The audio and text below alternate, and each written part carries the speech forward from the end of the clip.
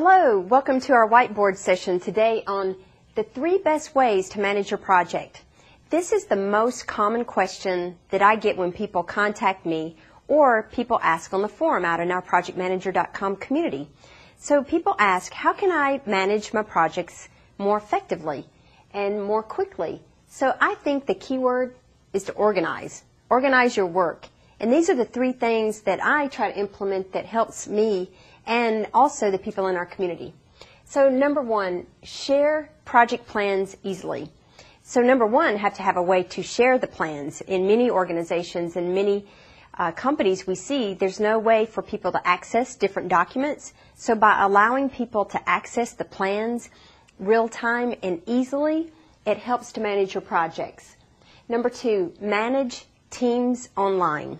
So to be able to have a mechanism for people, team members, to go on to your project plans online so that you can manage their task and assign tasks and they can actually complete and report on their status. Number 3 is track progress daily. I submit real time. If you have these mechanisms in place and online accessible by your team members and they can go in as they complete items, then when you report status to your executives, your shareholders, or stakeholders, they're able to see what's happening real time. So those are the 3 best ways to manage your projects. So many people say, well, how do I do that? What things do I need in place to be able to do that? We think there are 6 tools that you must have in order to manage your projects better. Number 1, your dashboard. You must have a dashboard and for you to be able to assess how the health of your project. Is it on track? Is it off track? Are there red, yellow, green statuses? And being able to have your team members to be able to see the status of the project too. Number 2, a project planner. You must have some tool in place to be able to plan your projects, the tasks, the resources, and the timelines, the milestones. Number 3, intelligent reporting. Not only do you need to see reports of your project, but so do your other team members. If they have work contingent upon someone else completing theirs, they need to know how the other person or the other organization that they're waiting on, how they're coming. They need to know if something's going to be late so they can plan accordingly. And also for your executives and your stakeholders too. Number 4 is a way to manage your teams. So you need some way, again, to manage your resources. How have you managed their workload? Have you overloaded their work?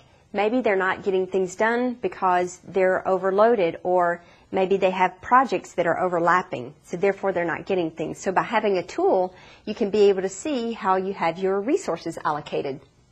Number 5, tracking results.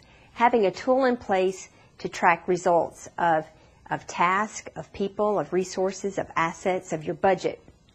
And number 6, a way to collaborate online.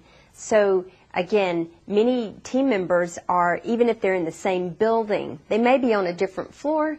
If they're in the same city, they may be in different buildings. Of course, we have people working on projects in different cities and now internationally. So being able to access documents and collaborate and talk about documents, give feedback in real time, having a way to have a discussion group, just like some of the social media channels have ways to have discussion groups.